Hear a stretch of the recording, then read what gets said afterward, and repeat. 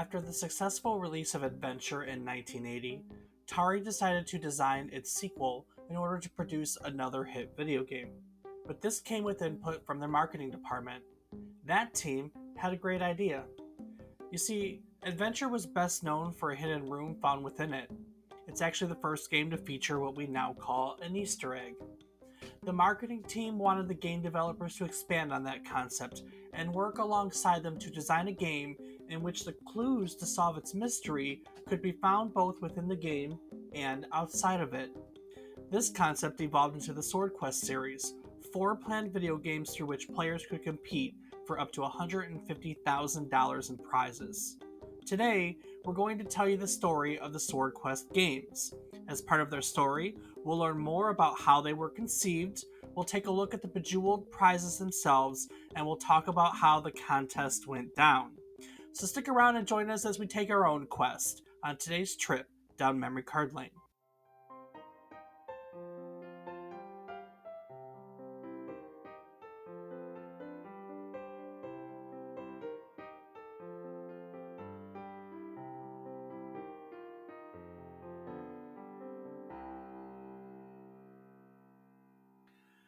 Good morning, good afternoon, and good evening. I hope these words find you happy and well. Hello and welcome to the 127th episode of our video game history podcast, A Trip Down Memory Card Lane. Each week, we'll tell you a story about one topic relevant to the current week in gaming history. It can be about a game, a console, a person, just something relevant to the current week in gaming history. While doing so, we hope to teach you something new about the topic, what it took from the world as its inspiration, or what it gave to the world in its legacy. Today, we're going to learn all about Swordquest, a series of video games originally produced by Atari in the 1980s. I'm David Casson, and as always, I'm joined by my co host, who's currently on the quest for the Holy Grail. And phoning this one in, he's my brother, Rob Casson. Rob, first of all, where the hell are you? Well, Dave, I'm currently making my way through the jungle, trying to find the spot underneath the watchtower. I finally managed to get the magic whistle, and now I just need to go blow it at the right place so that I can be teleported to the realm of the Fisher King. The Fisher King, yes. Yes, indeed. So you're making good on that quest.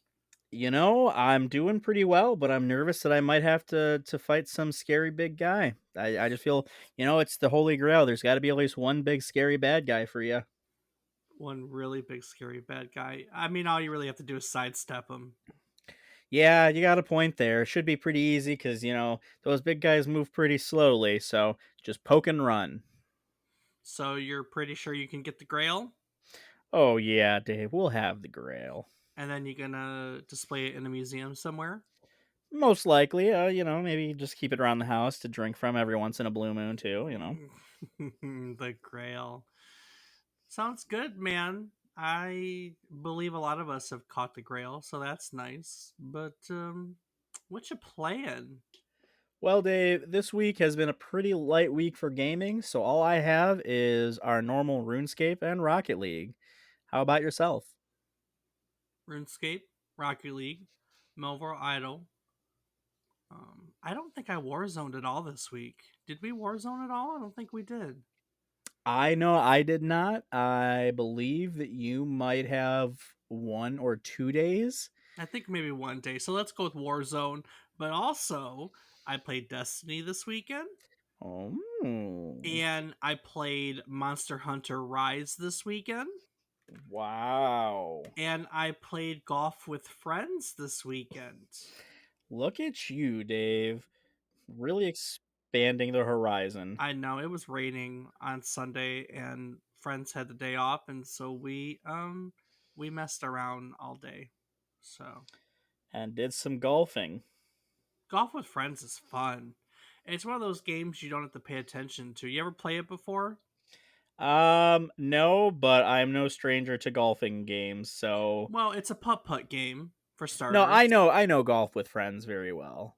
Yeah. I just haven't gotten around to playing it. It's not I have nothing against the game. I just haven't played it myself. I I know mean, it is a lot of fun. it's fun when you're just hanging around late at night drinking, because you do stupid stuff. So, and it has like a basketball mode where like you can cause your ball to jump, so the hole becomes a net that you have to bounce into. And there's a hockey mode with a goalie and a net instead of a putt hole. So we were, and you can make your balls really big. We were having we were having all sorts of fun. So Well, those are definitely modes that I didn't know about, but yeah, no, it's definitely a fun game. But sounds like you had quite the enjoyable weekend while you had that crappy weather to deal with. yeah, very true, very true. But on to the topic on hand. You know,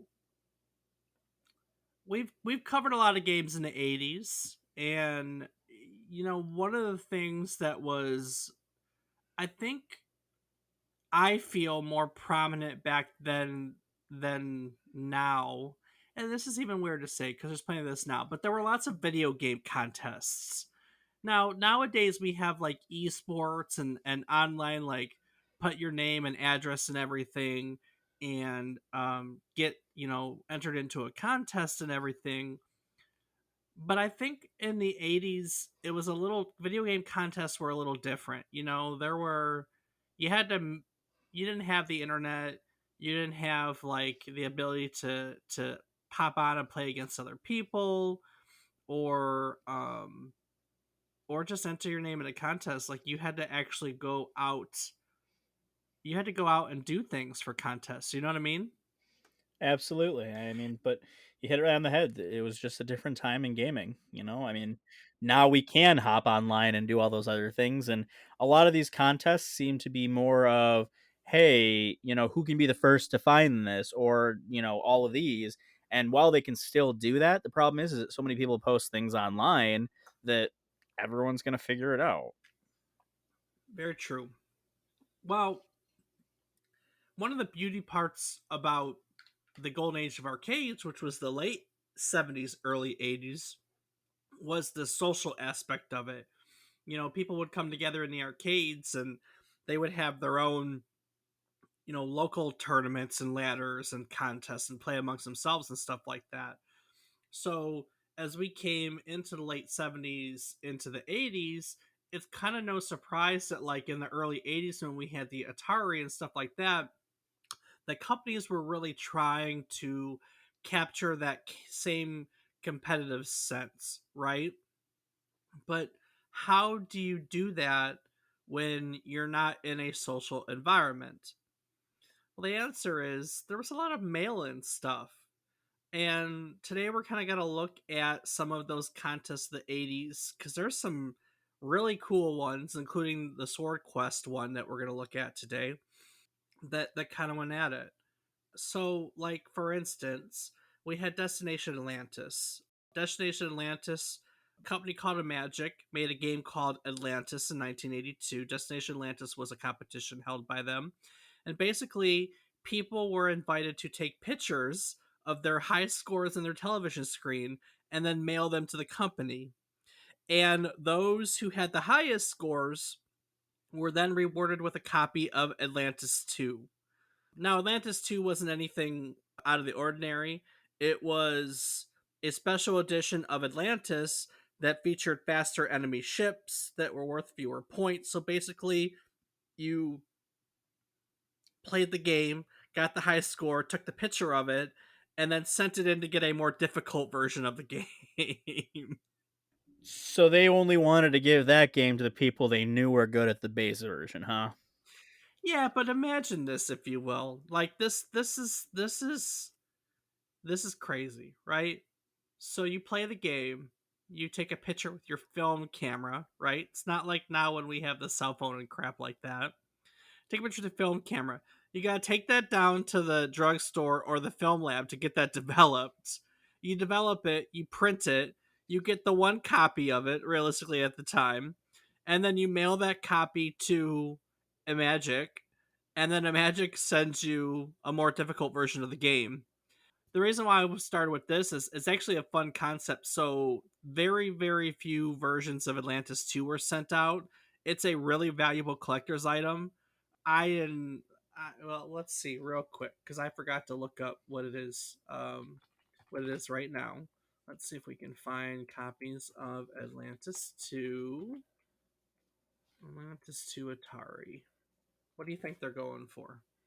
Oh, Well, is there even any on here? That's a great question. I was gonna say if there are any, I would imagine probably 150 is the starting price.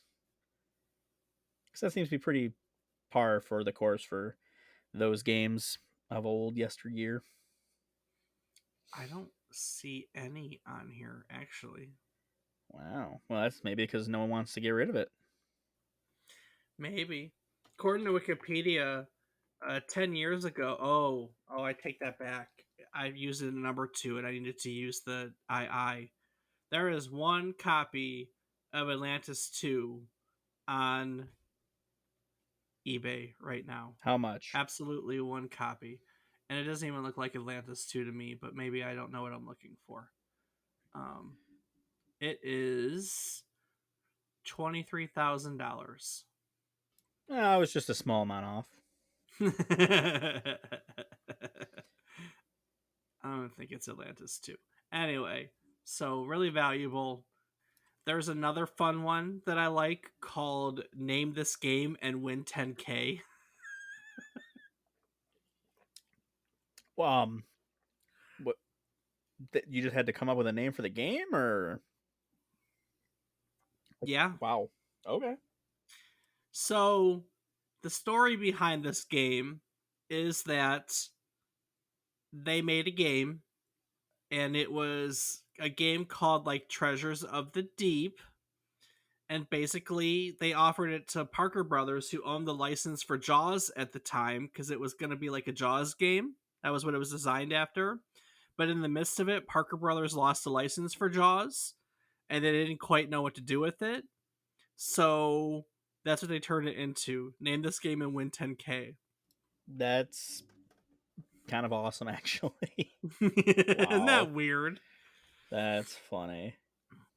Nobody won because the company that offered it, US Games, who had picked up that game after Parker Brothers lost the license and then they kind of sold off the game.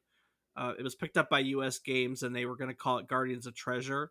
And they decided to do this contest because they didn't really know what to name it.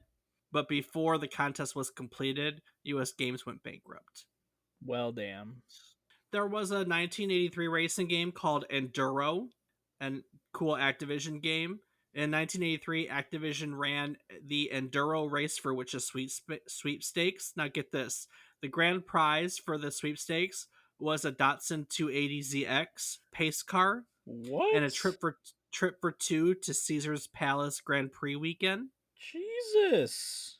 Second place was a Datsun 200SX hatchback SL. Third prize was a trip for two to the Grand Prix weekend. You could also win one of 50 radio controlled cars. People could win Grand Prix video game cartridges. This was probably like a mail in sweepstakes. There were 2,000 racing posters. They also passed out. So, That is a hell of a sweepstakes. Holy damn. yeah, that one's kind of cool. They based that one. That was more like not the game itself was a sweepstakes, but more of a marketing campaign around the release of a game.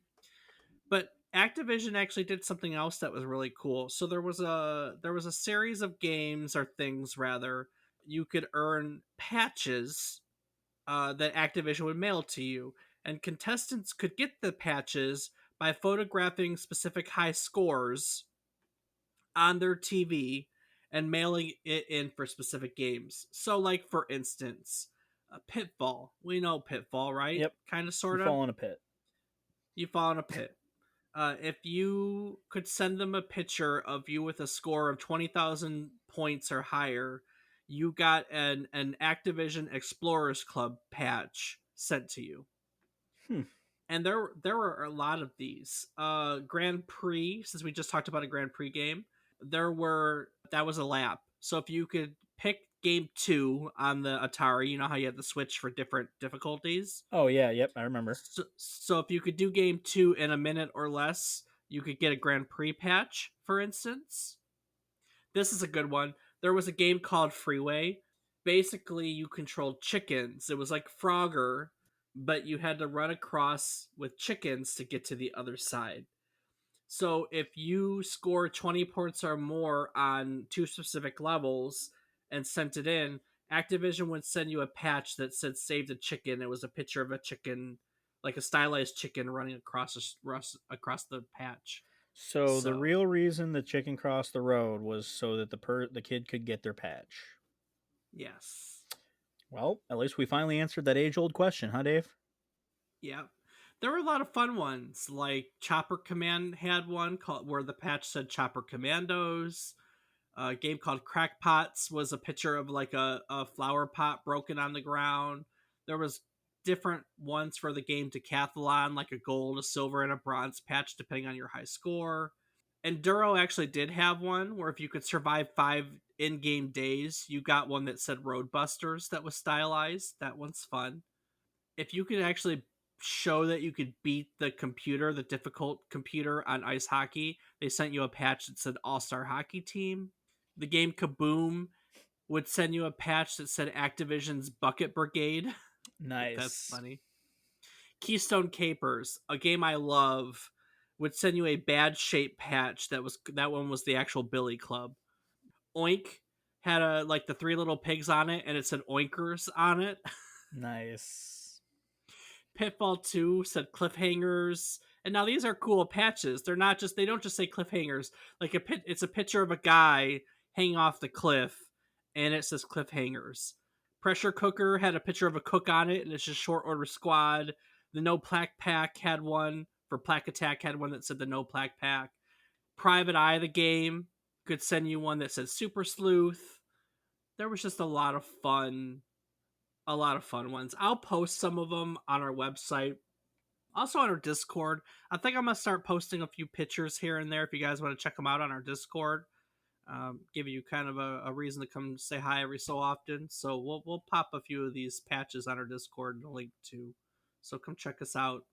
If you don't know how to get to our Discord, visit our website www.memorycardland.com.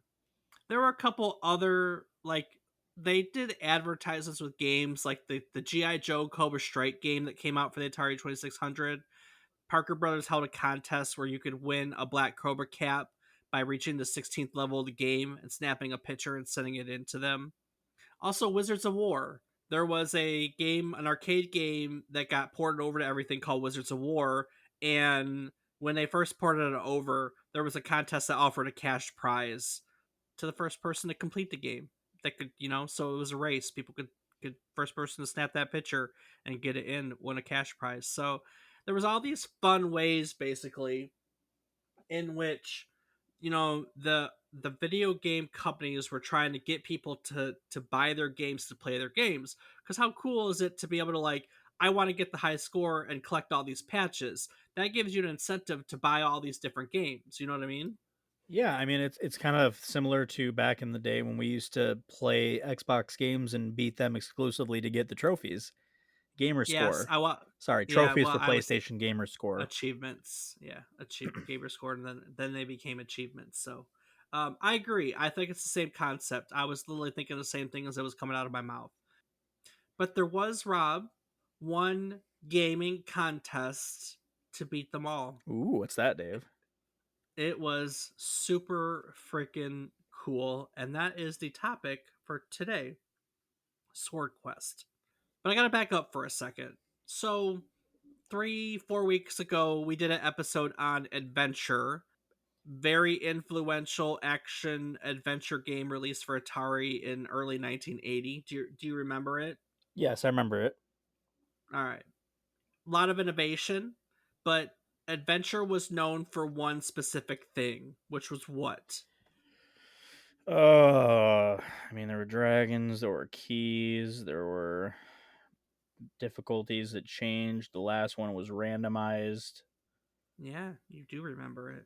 I'm not sure which one of those is what you're referring to. Like, I don't. I mean, those at the time, I feel all that was innovative, but I can't think of exactly what you're looking for. It's what it's famous for. Um, being the first RPG. Nope. It was a hidden room. Oh, the Easter eggs. That's right. The Easter egg. Yeah. So, adventure for those of you who don't know, was the first game to have an Easter egg. It was literally the game by which the term was coined. Now, I would encourage you to go back to, I think, episode 124. I don't know. It was 3 or 4 weeks ago to visit a home story, but I'll give you a brief rundown. So, at the time, Atari was owned by Warner Communications. Warner Communications was running it very much like a business, didn't get along with the laid back California programming culture, and so there were some things that they did. One of those things was that they refused to put any programmer's name on their games. So there was a couple of reasons for this. One, they didn't want any programmer to get notoriety, for their head to grow too big, because then they could demand better wages by being like, "You need me. I have all the brand recognition. Pay me my worth." And the other reason was that if first of all, they don't want to pay them, and secondly, if they do have that brand notoriety, then another company can come along and say, "Hey, we're going to pay you more. Come work for us," and then they would lose good programmers as well. So the reason's always money, but these corporate bigwigs at Warner Communications, they didn't want to give their programmers any recognition. So a guy named Warren Robinette made Adventure. He's the programmer. And when he finished his game, when he finished Adventure, he still had a little bit of memory left. And so what he decided to do with that memory was he coded a secret into the game. It was a single gray pixel. And if players would grab that pixel and they dragged it to a specific area, it would open up a wall and it would unlock a hidden room, basically. And inside the room was the message, really simple, created by Warren Robinette. Now, he told nobody, absolutely nobody. So the game was programmed, finished, completed, printed on a gajillion cartridges, and sent out into the world. And nobody knew that this hidden room was in there until about a month after it's released, when a 15-year-old kid wrote Atari that was like, "Hey, I love your games, they're the best thing ever. P.S. I found this weird room. Can you comment on this?" And then just word got out that there was this room, right? Now the big wigs were not very happy. They weren't happy, you know. This was against what they wanted. And so they sat down and they're like, "Hey," they asked, first of all, they asked other programs to take it out, but the other programs were like, "Nah, I ain't gonna do that." And so they debated just like reprinting the game, kind of, sort of, with other help, taking it out, reprinting the game after they found someone that would take it out. But it was expensive to reprint the game. To recode the chips that they based the master chips, basically, that they coded all the cartridges off of, it was going to be $10,000 in 1980, and that's a lot of money in 1980 dollars. To his credit, the director of game development at Atari at the time, Steve Wright, actually stood up for the practice of coding hidden things into games. He believed in and commented to the notion that hidden things in games like Warren Robinette's room actually gave gamers an incentive to play the games, because when they hear about the hidden things, "Hey, that's pretty cool. I want to find that myself." Right? Right. It's like when we were young and we would get those code books. I know you got those for the PlayStation, right? Yeah, the cheat code books. The cheat code books. And you Actually, I wanted to probably still do have a it couple of them. I mean, you wanted to do that to see the cheat codes, you know what I mean? Oh yeah, playing Grand Theft Auto with some of the cheat codes enabled is one of my favorite things. Even though later learning on that it corrupted the entire save file.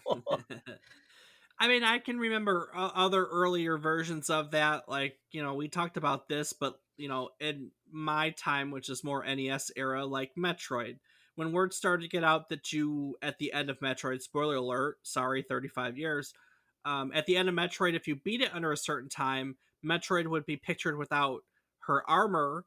And it was a big deal because no one knew it was actually a her until that was out. When word got out that that was a thing, suddenly everybody wanted to play Metroid. So these were things that, were recognized as hidden in games. And so Steve Wright was like, "Hey, this is actually pretty cool. It's kind of like finding Easter eggs hidden on Easter morning." And in saying that, he coined the term Easter egg, and that became a regular practice in video games, Atari games, and then video games, period. Adventure was a very successful game for Atari. It sold over 1 million copies in the long run, and no doubt some of that success, like I said, was due to people hearing about the Easter egg and wanting to find out for themselves.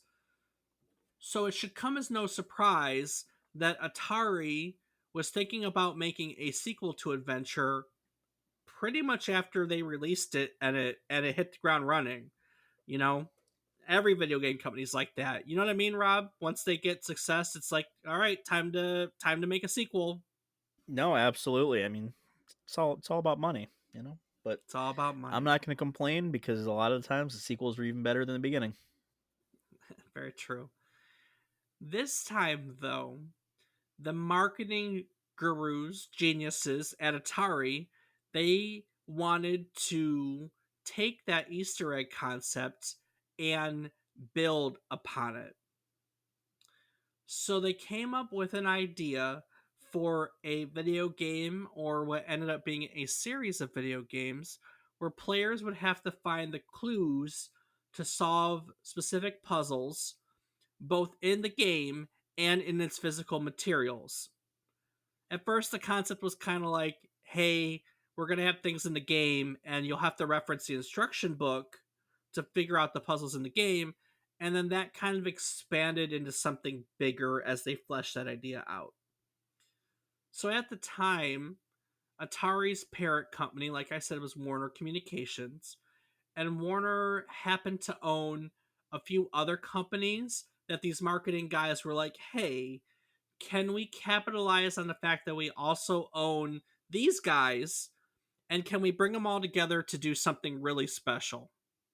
Now, these companies that they brought in, one was American comic book publisher DC Comics. We know DC, pretty famous, Batman, for instance, right? Yeah, Superman and Green Lantern and That's it. yeah. Warner owned DC Comics at the time. And then, secondly, they also owned the Franklin Mint. Don't they make money? No, Franklin Mint. Well, yes, but they don't make like U.S. money. They make like commemorative coins. Well, Like, yeah, the Star Wars hey, but coins or correct. I mean, they're known for making other fancy things, but that's what they're probably best known for, is making like, hey, we're making an old president's coin collection, or hey, we're the ones for 29.95. Call us now, and we'll send you the Super Bowl 52 commemorative coin, or you know what I mean. They make all that kind of stuff. right. So the idea was we'll bring in DC Comics to make, I mean, what ended up being comic books, and we'll bring in the Franklin Mint to do something cool, and we'll put it all together to come up with something new. Now they asked a game designer called Todd Fry to write the game, to be the game designer. Up until that point, Todd's most notable work was the Atari 2600 port of Pac-Man, which he actually completed earlier which was released early in 1982. For those of you who don't know it, we kind of talked about it in our Pac-Man episode, but the port of Pac-Man is probably one of the most infamous ports in history, very much so in these early gaming days. It was insanely popular for starters and sold 12 million copies. In fact, the port of Pac-Man is the single best-selling cartridge on the Atari 2600. However, however, it was an awful port that is known for not being Pac-Man because they did not try to make it match the arcade version of Pac-Man. Care to elaborate on that? Yeah, so for instance, it's got different color schemes. It doesn't have a black background. I think it's got a blue background.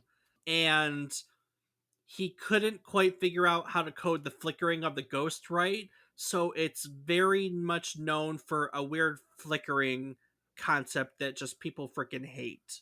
Hmm. So it's just a piece of crap. I know we talked about it before. We did. So this game is one of the games cited alongside ET for basically causing the video game crash in 1983. Now, we covered this back in episode 67, so again, go check out our website, www.memorycardlane.com, to go learn about it.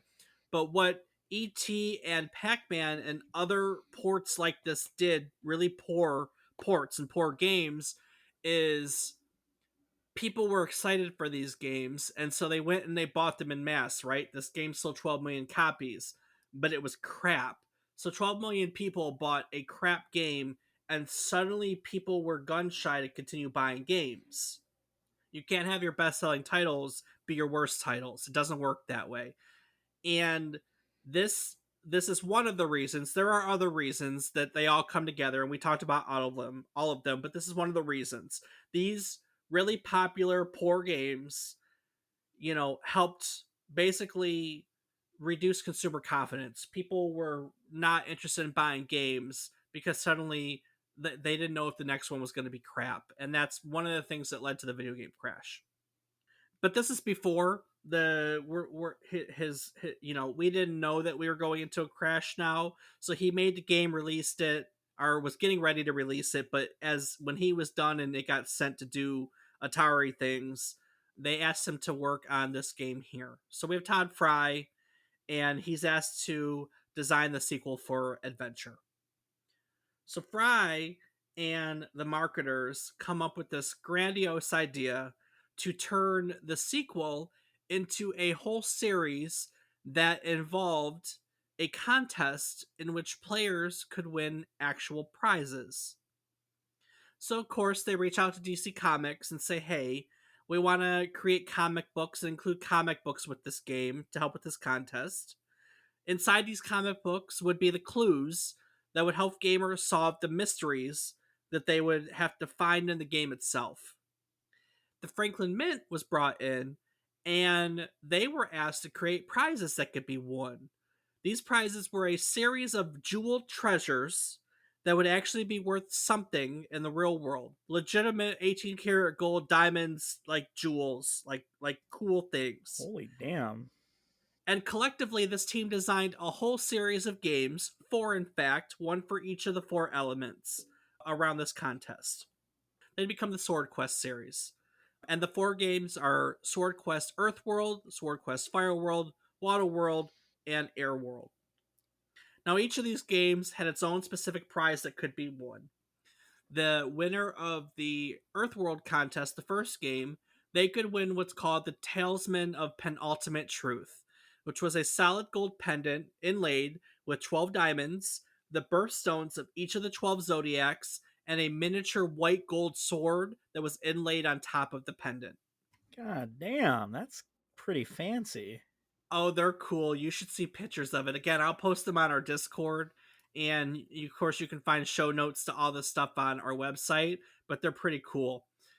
The winner of Fireworld could win something called the Chalice of Light. Now, one article I found online, this is hilarious, I had to keep it. They described it as a fantasy styled pimp cup made of gold and platinum, studded with diamonds, rubies, sapphires, and pearls. So Um, basically, the cup that Snoop Dogg used to drink out of. Basically. Now, the Atari advertisement doesn't refer to it as a pimp cup, they call it a gorgeous goblet, but it's definitely still studded with all the fun stuff. The winner of Waterworld could win the Crown of Life, which was described as a golden crown that was encrusted with diamonds, rubies, sapphires, green tourmalines, and aquamarines. Pretty freaking cool stuff that they're putting together. Rob, take a look at the picture I just sent you. Wow. Now, the Holy winner crap. of the last game, Airworld, would be eligible to win the Philosopher Stone. Now, the Philosopher's Stone was a large piece of white jade encased in an 18 karat gold box studded with emeralds, rubies, diamonds, and citrines. And lastly, there would be one final contest in which they brought all four of the winners together who could compete for the ultimate prize, which was called the Sword of Ultimate Sorcery, which is advertised as an incredible jewel encrusted sword with an 18 karat gold handle, a gleaming silver blade that blazes with diamonds, emeralds, rubies, and sapphires.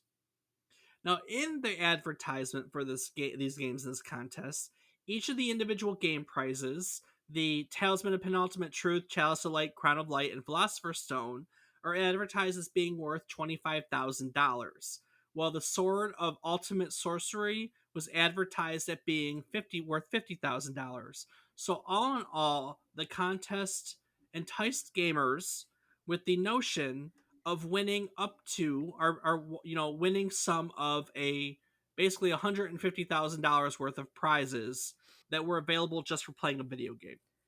Now that's kind of crazy. I know that nowadays we have esport tournaments where people can win $1 million and stuff like that, but in 1980 we had none of that. So the notion of a $150,000 prize contest around a video game was just, I mean, it was nuts, you know.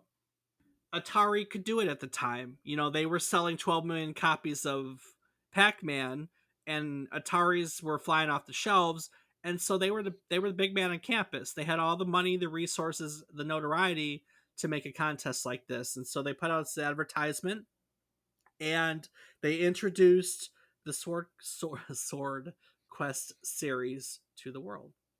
And those are some pretty badass looking prizes. Yeah, I agree. Those things look pretty freaking awesome. I mean, I do wish that the sword itself was shown a little more, but I mean, just the hilt itself still is a gorgeous example. I mean, it's yeah, definitely.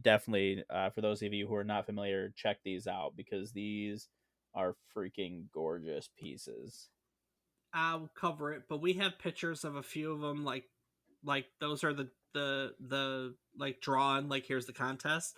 We do have pictures of some of the real one, and they're not terribly far off of what was advertised. They're not terribly far off of what was advertised at all, and so that's kind of cool, actually. Kind of cool, Dave. So Sword Quest.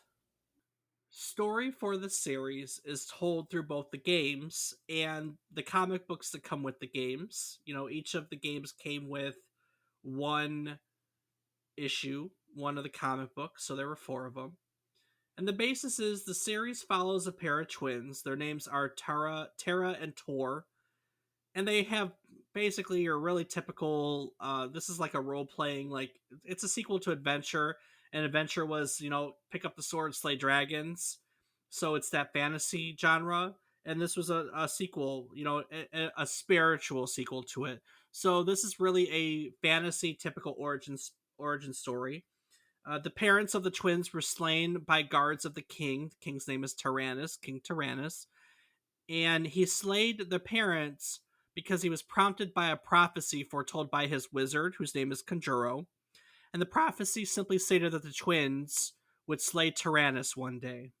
So the twins are sent away, hidden in some village somewhere. They're raised as commoners elsewhere, away from Tyrannus, to avoid them being slain by the king, and they go on to live their lives. You know, they are commoners and nowhere. They have no concept of what they came from. Their parents, original parents, are murdered. You know, but they live in this village, and as village riffraff, they find themselves into situations. Now, one day they're going to Conjuro's keep, the wizard's keep, to steal things, and in doing so, they accidentally reveal their true identities as these twins they've been searching for to the wizard. Now, the wizard summons a demon to kill them, and they figure out that the demon is attracted to a jewel that they stole, so they smash it and escape, and they're approached by two of the king's previous advisors. And the advisors, like the old advisors, are tired of the king and his tyranny, King Tyrannus. Get it, Rob? Get it? Get it? No, Dave. Can you please explain it to me?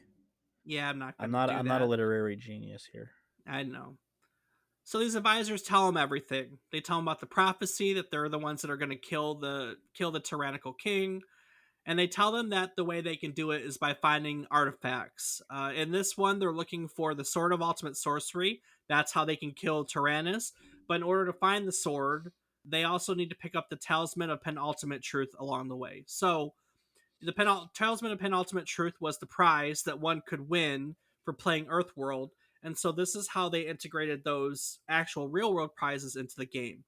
So they get the story laid out to them. Hey, you got to go seek these out so you can kill the king because he's gonna kill you anyways if you don't. So it's kill or be killed, and they get transported to Earthworld to seek them out. Now, Earthworld is designed around the Western Zodiac. Players have to maneuver or move around a series of rooms, each of which corresponded to a different zodiac sign. Now, as it pertained to winning the contest, players would have to place specific items in each room to uncover numeric clues, and those numeric clues would point to specific words in the comic book. So, one example I found online, players would have to leave the grappling hook in the Cancer room and a rope in the Leo room, and this would reveal the number clue 25 and 6. Those are the numbers. So, if players checked page 25 panel 6 in the comic book, they would find the word the hidden in the background of the comic panel. Okay, Dave. Now, the comic would include, in this method, 10 different hidden words that were scattered throughout the comic. But the contest form that players had to send in only called for 5 words. In order to narrow it down to 5 words, there was a clue to this, and that clue was found in the beginning of the comic book. And there were 2 words in the beginning of the comic book that were colored purple and made to stand out from the rest of the words. And those 2 words were prime and number. So the 5 words that you were supposed to turn in the context form were only the words that were featured on prime numbered pages. Mm. Now, these words for Earthworld were quest and tower talisman found, and people who submitted these words were entered in a contest to win the prize. Now, Earthworld sold about 50,000 copies, and about 55,000 people ended up submitting answers back to Atari. And of those 5,000 people, only 8 people actually sent the correct 5 words into Atari. So all 8 people were invited to Atari headquarters in California to a tournament to compete to win the prize. Once they got to the Atari headquarters in California, they were given a specially programmed version of Earthworld that they had to complete in under 90 minutes. Now, in just under 46 minutes, this special version of the game was completed by a man named Stephen Bell. He was a 20-year-old man from Detroit, Michigan. And in doing so, and being the fastest person to complete the game, he won the Talisman of Penultimate Truth. Hell yeah, repping the D. I know. So by the time this contest had finished, the next game in the series, Fireworld, had already been out for about 3 months and people were already at it again. Now, as the story goes, the twins fight their way through Earthworld and the Zodiac rooms. They find their way to the central chamber, where the Sword of Ultimate Sorcery and the Talisman are kept. But when they finally reach the artifacts, the sword burns a hole through the altar, and this opens up the way to Fireworld. So they grab the Talisman and they go to Fireworld. So in Fireworld, the twins split up. Tor uses the Talisman. The Talisman summons a guy named Mentor. I mean, this is real good stuff here, ladies and gentlemen. And Mentor tells them what the next artifact's going to be, which is the Chalice of Light. So they basically set off on a quest to find the Chalice. Now, Fireworld's layout was based on the Tree of Life from the Kabbalah, and this context was no different from Earthworld. Players put specific items in the specific rooms. There were 10 words, more than what was needed.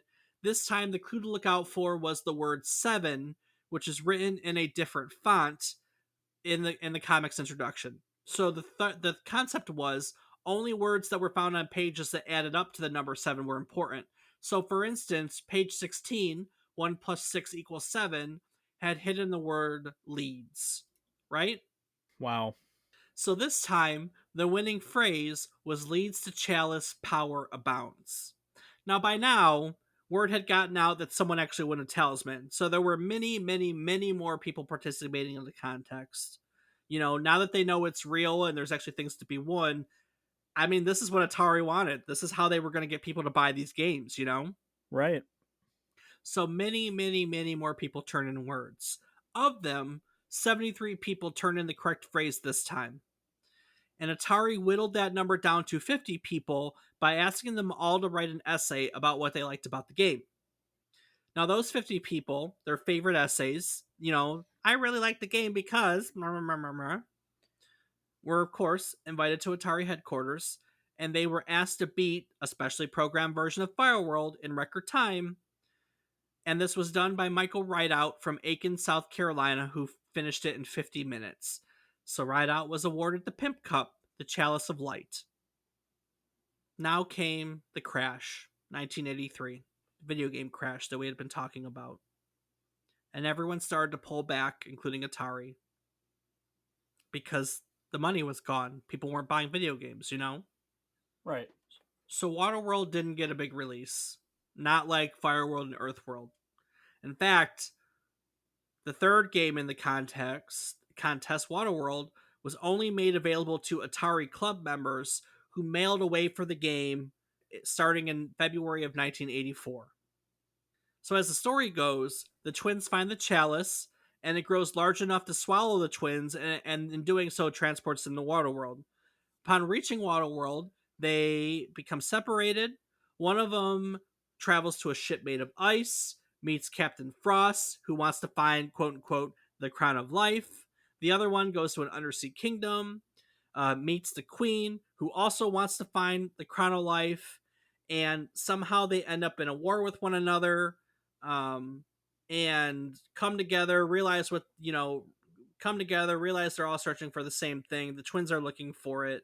So they basically, get to where they need, find the Sword of Ultimate Sorcery, find the Crown of Life. Sword of Ultimate Sorcery transports them to Airworld, where they would be kind of now, because we're going to be in the last game of the series, they're going to have to face off against the king and the wizard in the last game of the series, right? So that kind of sets the showdown for the last game. Now, Waterworld was a much smaller map. It was based on the seven spiritual chakras made popular by New Age beliefs. So there were only 8 rooms to this game.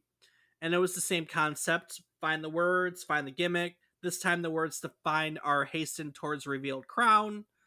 But unfortunately, for all parties involved, everyone who bought the game and who was competing, the Swordquest series and context were abruptly canceled in the summer of 1984. What had happened was the video game crash, like I said, happened, and the whole industry just bottomed out, right? We've talked about it before. Yes, indeedy. So by middle of 1984, Atari was in trouble and cheap. It was being sold for pennies on the dollar. So it was bought out by a really infamous gaming CEO called Jack Tramiel for barely anything, and he basically bought it and then either sold or reassigned most of Atari's gaming divisions to other things. Now, I'm not going to go into it more than that because I'd really like to do an Atari history episode someday, but what you need to know is in the chaos of this guy buying it and basically like piecing Atari out to the lowest bidder, they just canceled the entire Swordquest thing. Now, according to sources on the internet, Atari was legally obligated to hold the Waterworld contest because they already released the game.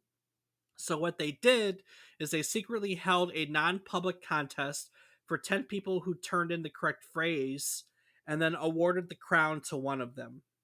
Now, this contest was never publicized. The winner of the crown has never come forward. We know who the other two are, but the crown is just somewhere out there. And because Atari had kind of started with this notion that all 4 winners could come and compete for the ultimate prize, the first 2 winners, Bell and Rideout, because there was going to be no final Sword of Sorcery contest, they were basically given $15,000, an Atari 7800, and a pat on the head because there was never going to be a contest for the Sword of Ultimate Sorcery. Well, boo on that, but I mean, hey, at least they still got some pretty cool stuff out of it. They did. Now, the last game in the series, Airworld, was never made and released to the public, at least not back in the 80s. It was never released to the public until November of 2022, Rob. Say what, Dave? Like 3 months ago was when Airworld was finally released. I had no idea. Didn't hear about it. So back in November, Atari turned 50 years old, and as part of their 50th anniversary celebration, they released a gaming anthology called Atari 50. Now, Atari 50 is a game slash interactive documentary of Atari's 50 years. It includes interviews from Atari employees, archival footage, and emulated games from the company's catalog. In fact, it has 103 games that you can play on it. Now, these are games from all over Atari's timeline. There are some of their early arcade games, and this goes all the way through their last system, the Atari Jaguar. A lot of these games we know, Rob. There's games like Asteroids, Missile Command, Centipede, Yar's Revenge, Adventure is on there. This is just the absolute classic upon classic Atari video game library. Yeah, sounds like a lot of the The games I'm actually familiar with and have played. I know. Wow. So among those classic emulated games are the whole Swordquest series, these three that we've talked about, Earthworld, Fireworld, and Waterworld. But also included in the 103 games were six new games that were specifically made for this collection. Now, these six games are kind of cool. One's called Haunted Houses, which is a 3D remake of a popular Atari game called Haunted House. There is Neo Breakout, which is a modern remake of Breakout, which was another popular game of theirs. They took Tank, a popular Atari game, and made it a four-person game and called it Quadra Tank. Atari had a digital handheld, digital handheld game called Touch Me. And they turned that into an actual video game. And then Yar's Revenge, which was a really popular Atari game, got an enhanced modern version. And then they made this really cool, like, vector tribute called VCTR SCRT. Basically, a vector game inspired by old school vector games. That's five, and the last one was Swordquest Airworld. So 50 years later, we finally get Airworld, which you can now play as part of the Atari 50 collection. The conclusion of this series, sorry, I know it just came out, but spoilers, it ends exactly how you expected to. The twins battle the bad guys and win, but it's super cool that here 50 years later, not quite 50 years is when Atari started, but let's say 30 some years later. Actually, I can tell you exactly how it is because the games are as old as I am. Almost 39 years later, you finally get a conclusion to a series that just kind of ended abruptly in the 80s, you know? Wow. Quite the history on that. Quite the history of that. Now, one of the more interesting parts about this is the fate of the prizes. It has kind of become an urban legend in the gaming community since the Swordquest series was canceled. Of the five treasures that they made, the chalice is still in possession of its winner, Michael Rideout. That was verified as recently as 2017. Apparently, he has it stored in a safe deposit box. The other guy who won the talisman, the Detroit guy, Bell, apparently he and Rideout were friends. They stayed in contact for some time. At some point, Bell had the talisman, at least the gold part, melted down for its value. He kept the small sword, the diamonds, and the birthstones, but he got about $15,000 off the gold disc part and used it towards school, if I'm not mistaken. We don't know anything about the crown. Like I said, they had a secret contest and didn't advertise it, didn't advertise who won it, so no one quite knows where the crown is. And no one knows at all, since they were never part of a contest, what happened to the Philosopher's Stone or the Sword of Ultimate Truth. Now, there's some urban legend, like some theories. One of the most popular ones is that Jack Tramiel, who was just really not popular because he basically bought Atari and dismantled it, he kept the prizes for himself. This is kind of like based on apparently someone saw a sword mounted on the mantle in his house and started and got out. But it's commonly believed by people who are a little more sensible that that was a family heirloom and probably not the Sword of Ultimate Truth, which is kind of funny.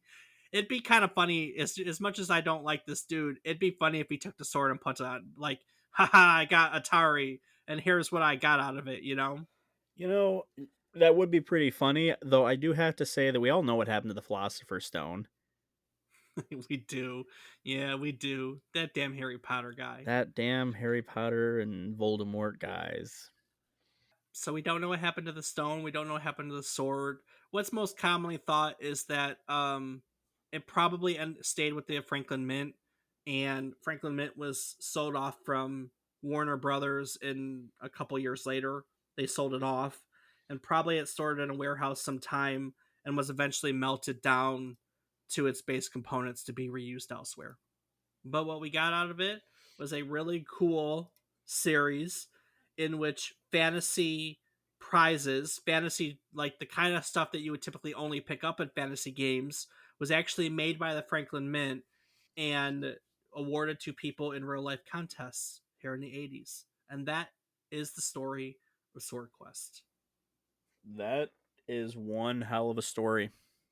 It's cool, isn't it? It's no, it's absolutely awesome. I mean, like you said, we have esports things now, tournaments per se, but to have a contest like that, we don't really see that anymore, and it's kind of No, I mean we do. I mean they'll not, and we don't. They'll give like, hey, have this collector's edition of the game or stuff like that. But no one's making like $25,000 pimp cups and passing them out to people, you know.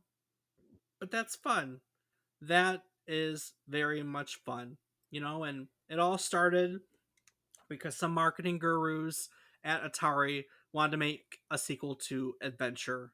Now, Adventure, like I said, was a very influential game, very innovative. If you want to learn more about its story, you can visit our website at www.memorycardlane.com.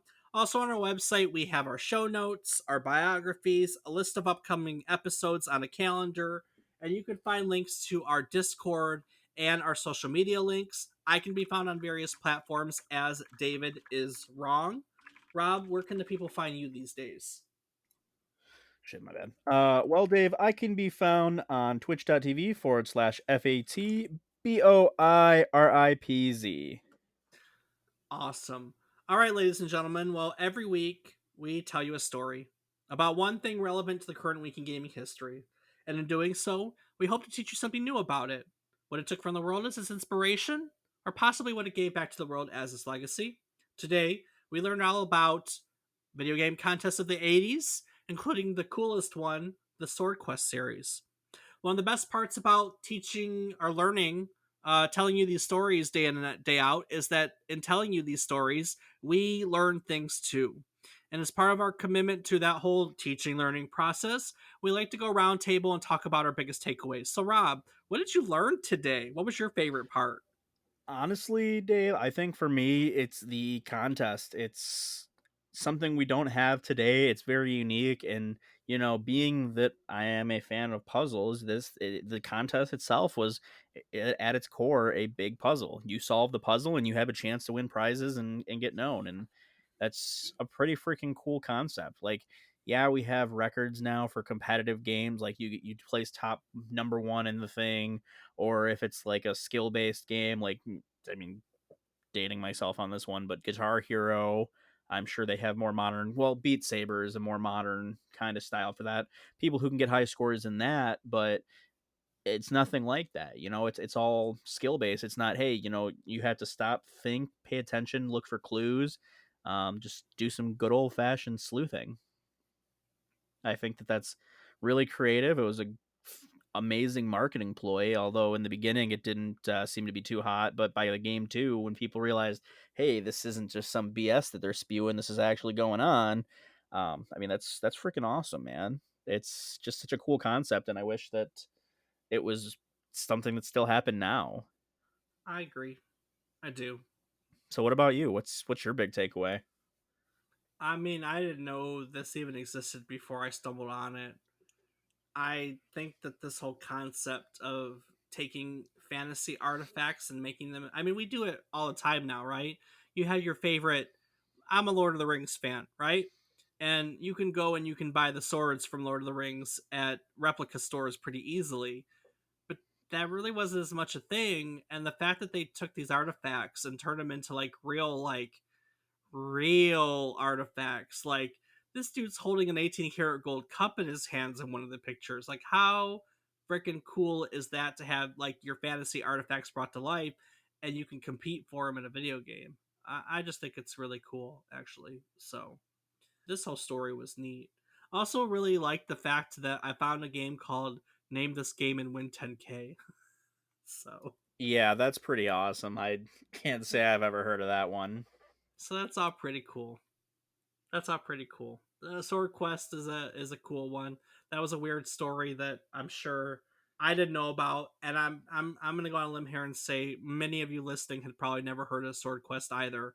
And I hope we entertained you for an hour with it.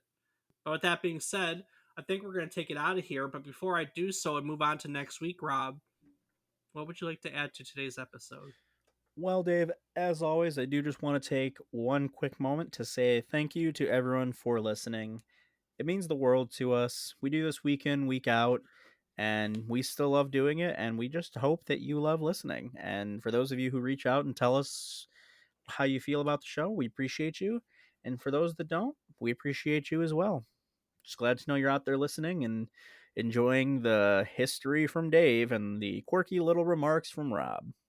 The Peanut Gallery. The Peanut Gallery. Awesome.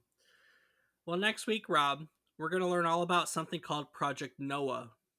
It was first a proposal for Final Fantasy VII. It was later on thought to be a sequel to Chrono Trigger.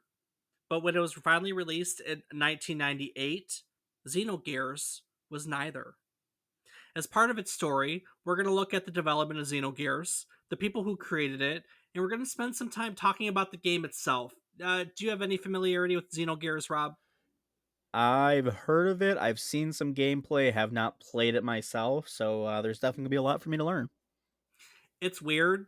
It's very philosophical, very religious. It has a lot of it's a deep game. Honestly, it's a weird one, and we're gonna dive all into it. So stick around and join us as we have our own little existential crisis on yet another trip down memory card lane. Do the thing. Skibidi dap dap dap dap doo doo.